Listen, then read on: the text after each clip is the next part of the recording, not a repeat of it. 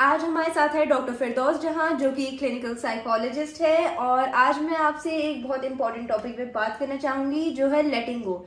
आजकल की यूथ में एक बहुत ही कॉमन और इम्पॉर्टेंट टॉपिक डिस्कस हो रहा है कि हम किसी ट्रॉमेटाइज्ड एक्सपीरियंस या मेमोरी से कैसे लेट गो करें, कैसे मूव ऑन करें। तो इसमें आपका क्या ओपिनियन रहेगा? ज़ैनब, आपने बिल्कुल ठीक कहा कि लेटिंग गो पे आजकल हम बहुत बात कर रहे हैं और बहुत अच्छी बात है कि हम बात कर रहे हैं। और क्योंकि इतनी स्ट्रेसफुल लाइफ है और हमारी इतनी ट्रॉमा वाली लाइफ चल रही है, तो हम लेट गो पे बातें कर रहे हैं और बहुत सारे लोग बात कर रहे हैं और बहुत सारे लोगों को फायदा हो रहा है। बट लेकिन सबसे इम्पोर्टेंट चीज़ क्या है कि आपको लेट गो को पहले अंडरस्टैंड करना है प्रॉपरली। आप जब इसकी मीनिंग को समझ लेंगे तो आप अब आराम से लेट गो कर सकते हैं। तो सबसे पहले मैं आपको ज़ैनब ये बता दूं कि लेट गो का कॉन्सेप्ट जो है वो सबसे पहले बुद्धा ने दिया था, और फिर ये जैकब जिन ने इसको माइंडफुलनेस का एक एट्रीब्यूट बनाया है, जिसमें ये बहुत इंपॉर्टेंट है कि लेट गो कैसे करें।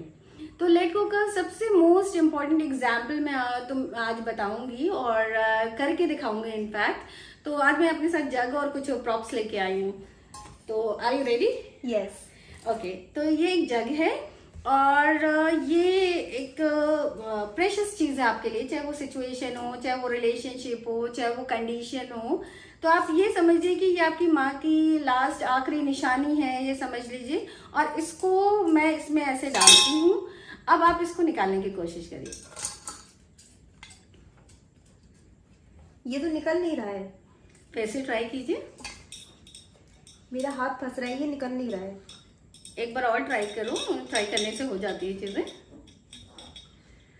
हाँ, एग्जैक्टली निकल नहीं पा रहा है। नहीं निकल पा रहा है। अब आपने जैसे ही इसको छोड़ा, फिर आपके हाथ निकल गया जी। तो छोड़ने का क्या मतलब हुआ? Let go. Exactly, are you getting my point? जब हम किसी भी रिलेशनशिप और सिचुएशन को होल्ड कर लेते हैं और होल्ड करने के बाद उसको लेट गो करना चाहते हैं, तो वो पॉसिबल नहीं है। जैसे ही आपने इसको छोड़ा, ये आपका हाथ निकल गया।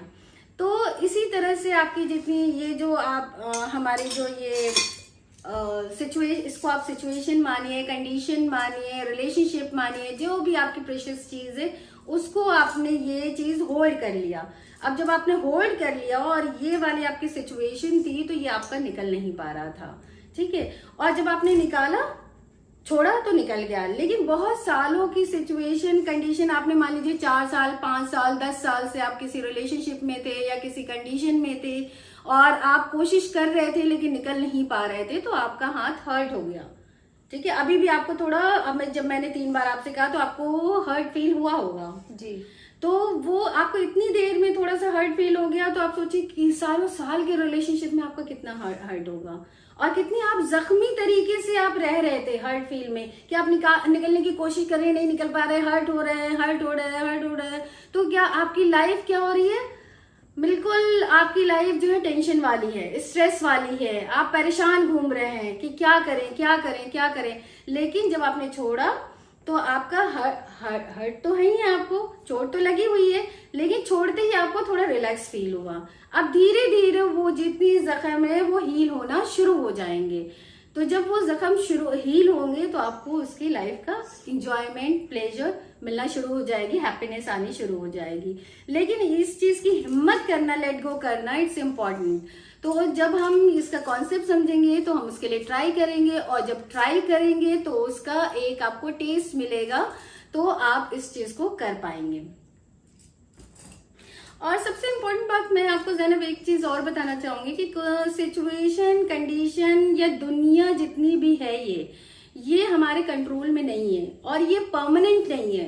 हम क्या सोच लेते हैं मेंटली कि ये सारी चीजें परमानेंट है, ये रिलेशनशिप भी परमानेंट है, ये बिहेवियर भी परमानेंट है, ये सिचुएशन भी परमानेंट है। टेंशन वाला आ जाए, आज मुझे किसी ने डांटा तो हर वक्त डांटता ही रहेगा, ऐसा पॉसिबल नहीं है।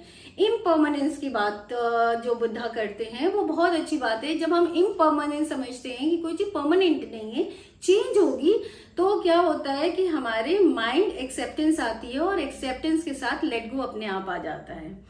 तो इसके लिए आसानी शुरू हो जाती है। और दूसरी इम्पोर्टेंट पॉइंट क्या है कि जब भी हम लेट गो करने की कोशिश करते हैं तो हम सिर्फ दूसरों को सोचते हैं कि हम दूसरा चेंज हो जाए, बट ये पॉसिबल तो है ही नहीं। तो हम क्या कर सकते हैं, हम अपने को चेंज कर सकते हैं। यानी किस तरह, किसी भी सिचुएशन कंडीशन में दो चीजें होती है, रिएक्शन, या हम रिएक्ट करेंगे या फिर रिस्पॉन्स करेंगे। तो अगर आपको पता है रिएक्शन और रिस्पॉन्स की मीनिंग, ज़ैनब आप क्या समझती हैं कि रिएक्शन क्या होगा, रिस्पॉन्स क्या होगा? आपने बहुत अच्छा एक्सप्लेनेशन दिया है, बट ये जो रिस्पॉन्स और रिएक्शन वाला टॉपिक है जो आपने ये एंड में कहा है वो मुझे सही से समझ में नहीं आया, तो आप उसको डीपली थोड़ा समझाएंगे?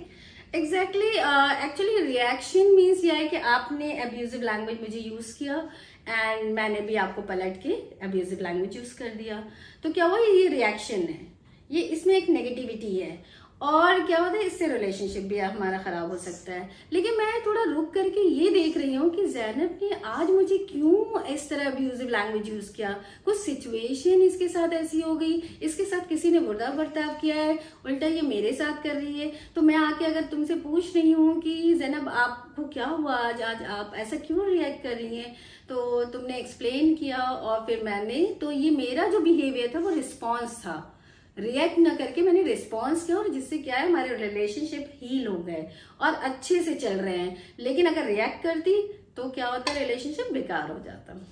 मैम आज आपने बहुत ही अच्छा एक्सप्लेनेशन दिया है और मुझे बहुत अच्छे से समझ में आया है, और मैं आई होप कि अगर कभी कुछ हुआ मेरे साथ फ्यूचर में, कोई ऐसा एक्सपीरियंस हुआ, तो आई होप कि मैं उससे ओवरकम अच्छे से कर लूँगी, लेट गो अच्छे से कर लूँगी। और जो हमारी ऑडियंस आज हमें देख रही है, आई होप कि उनको भी समझ में आया हो और वो भी इस पे इम्प्लीमेंट करे और इस पे कोशिश करें मूव ऑन करने की easily. Thank you so much. Thank you.